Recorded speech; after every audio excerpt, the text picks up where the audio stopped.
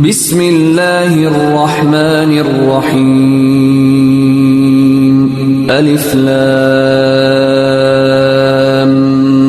ميم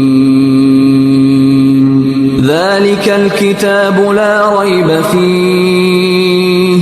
هدى للمتقين الذين يؤمنون بالغيب ويقيمون الصلاة ومما رزقناهم ينفقون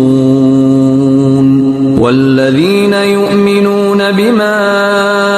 أنزل إليك وما أنزل من قبلك وبالآخرة هم يوقنون أولئك على هدى من ربهم وأولئك هم